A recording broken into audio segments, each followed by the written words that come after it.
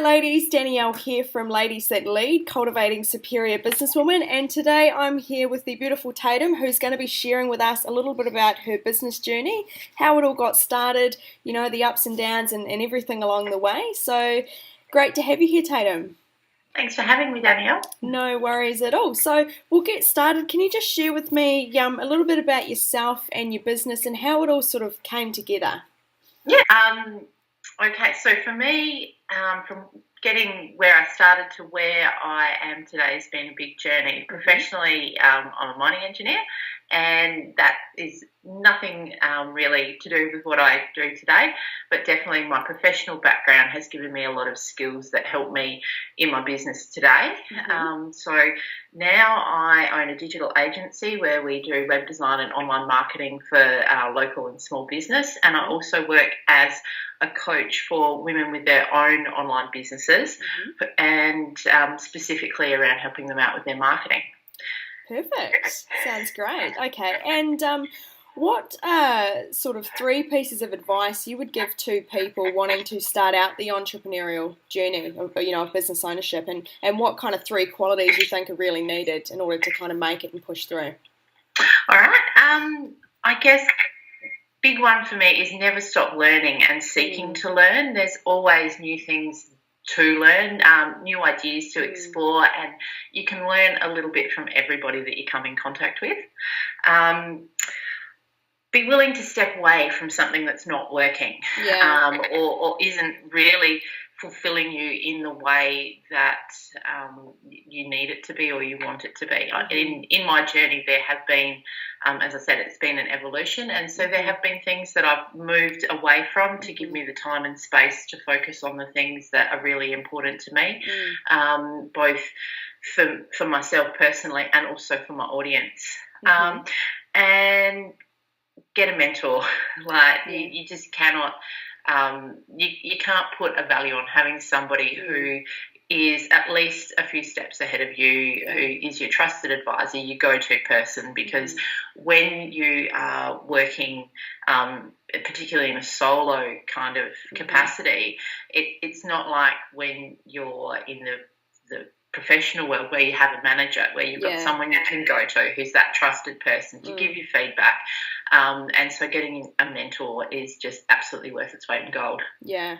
I think that last point is probably the most important, isn't it? Because, not only can they see things in our business, that are working and not working and have a sort of a broader perspective, but they can also, really give guidance and open up new avenues that we didn't even think possible. So absolutely. Yeah, that's great. Alrighty. And I know we don't like to sort of look at our failures, I don't like to use that word. I like to use sort of lessons and learnings. But what has been sort of the number one thing that is sort of what wasn't a good idea, or what, it was kind of hard at the time, it sort of pushed you forward to your success today? And this is an interesting question, because like you, I don't really look at things necessarily as failures, but as learning points. And I think for me, it's been the willingness to evolve from maybe something that's not working very well, and going, look, being willing to cut my losses and not flog a dead horse, basically. And there have been some things I've been through in that have been really tough. But so worth it coming out the other side. 100%. Okay. And what's your favourite aspect of being your own business owner and becoming an entrepreneur? It's definitely that flexible lifestyle. I have 4 children, and so being able to walk them to school and pick them up from school every day is absolute gold. I actually work with my husband. He took a redundancy 12 months ago, and we've been working in the digital agency together. And for him, he'd been in a fly-in and out sort of scenario. So both of us being able to do that together after like 4 years of fly in, fly out is absolutely fantastic. So you were both in the mines, and now you're both created this awesome business together that you work together. Yes. Oh, that's phenomenal.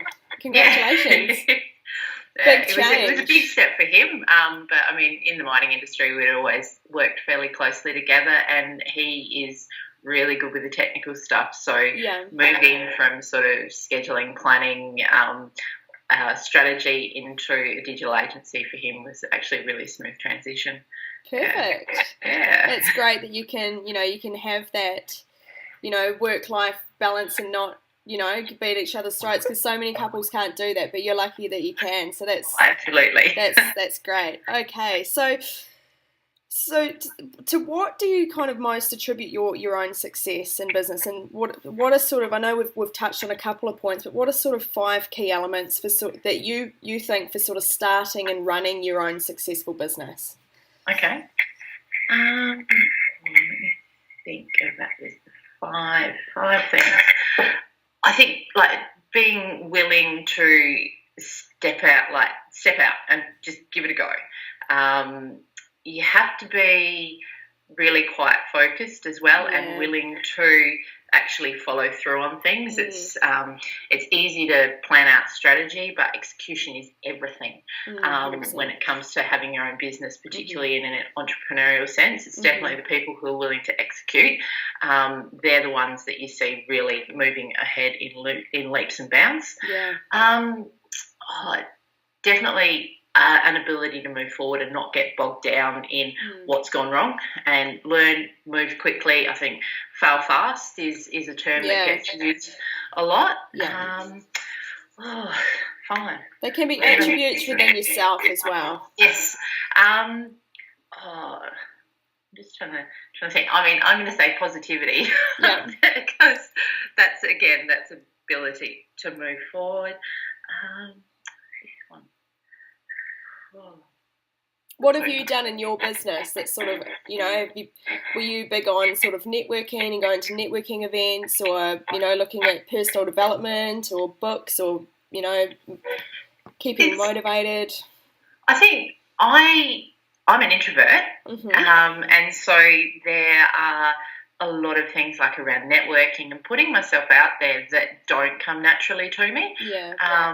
But that willingness to step out is a big one, particularly for people who are introverted, and not to, so for me, being a public speaker is something that I've always told myself I'm not very good at. And so sometimes you need to be willing to tell yourself a different story, like realise these are stories I tell myself, and that comes back to being a good learner, I think. Being willing and open to new things and to change. I think the 2 kind of key elements that I got from your 5 points there were, just be willing to, jump in, boots and all, and not being afraid if you don't have your armbands on. Just give it a go. You'll find your own way, and always been open to learning new things. And you did mention another point now, and it's escaped me. Something about.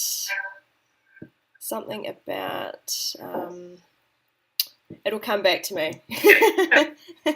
It'll come back to me, but it was a great point. So, what kind of sacrifices have you had to make in sort of becoming an entrepreneur? And how has it affected your family life? Or did this kind of evolve before you had children? Oh no, so our eldest is 13, so they're all at school now. The youngest is nearly 7, so it's really not something that I've had the full space to do until they've all been at school.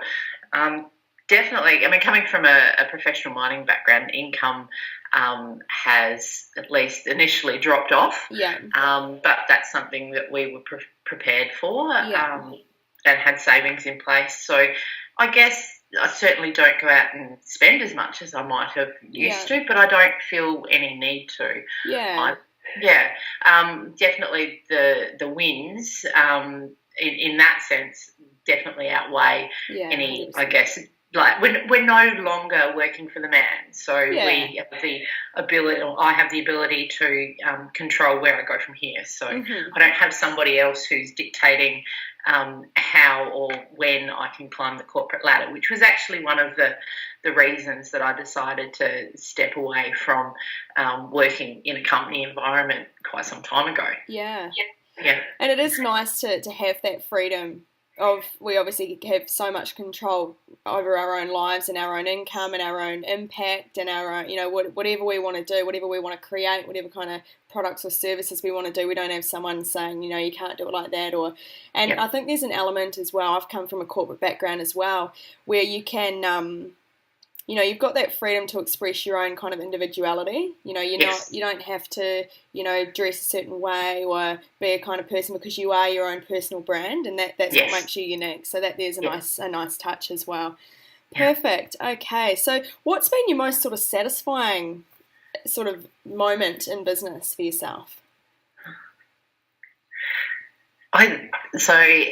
What I find really satisfying is when my clients get excited, when they have those big aha moments, and they can see the way forward, and whether it's with our business clients in the agency or whether it's with my coaching clients, where they just those big aha moments. Yeah, perfect. And I think that is really rewarding, isn't it, when we can see our clients' success? So that's really a cool part of being a coach as well, I guess. So, absolutely. Yeah. So has there been any kind of books or films that you've kind of thinking, man, you need to see that, it was a real game changer, or anything that's sort of coming up there?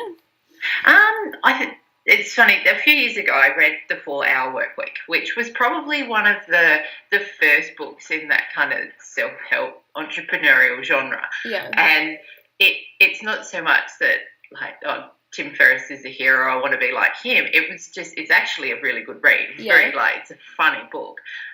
But the idea that it is okay to not have to work like an absolute demon and work 100 hours a week to be successful. I think that that's a really important concept that I've very much taken on board, that as an entrepreneur, I'd probably rather have a slightly slower growth and maintain that work-life balance than really just go crazy and work myself into the ground and miss out on all of the good stuff. Yeah. I guess my biggest inspiration is probably Mark Zuckerberg. I have the utmost respect for the man. He's someone who accidentally really ended up with Facebook, and is really, I see him as being the leader of the free world pretty much. And I think that he has shown so much growth himself from when it was a new thing as a really young guy to where he is now. Still is quite a young guy, but he there's so much grace and thought about everything that he does, and I think he's a fantastic leader. Great role model. Yeah. Phenomenal. Okay. All right. And where do you see yourself in your business sort of in the next 10 to 20 years? Yeah. For me, it's really important that within the digital agency, we really want to grow a team and grow a local team, so that we're actually a local business that is servicing other businesses, whether they're local or around Australia or wherever. And I want to be leading and inspiring that team to do great things too. Perfect. All right. And tell us a little bit about more sort of the strategic stuff that you help your clients with, and also how we can get in touch with you. Yeah, sure. In terms of strategy, I guess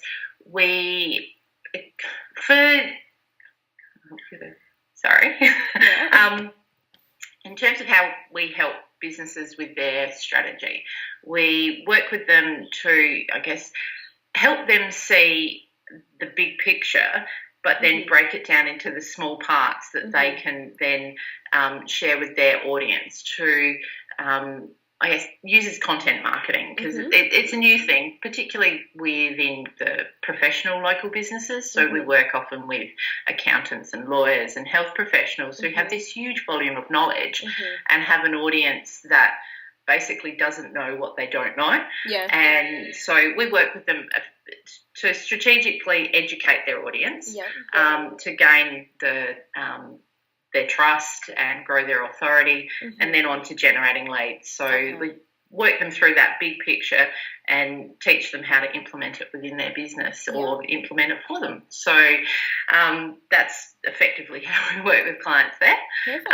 And as a coach, I work one-on-one with women with their online businesses, basically doing the same sort of stuff. So there's a brick and mortar element and also the one-to-one coaching. Yes. Okay. Yeah. Yeah, so the brick and mortar is sort of within the agency. The coaching is the one-to-one stuff. Yeah. Yeah. Alrighty. And any kind of parting words of wisdom or any kind of quotes that to inspire the other ladies that might just be starting out in business or on any kind of part of their journey? Yeah, I think what's one of the most important things, particularly when you're starting out, is to not compare yourself to anyone else. The only person that you ever need to be better than is yourself. Mm-hmm. You don't need to be better than anyone else. Mm-hmm. And it's really important to keep that in mind. Perfect. Well, thank you so much for your time today, Tatum. Really enjoyed having you on here. And I look forward to, following you and watching your business continue to grow to new levels and new heights as well. So thanks again. And just any last URLs or websites where we can get in contact with you too, Tatum.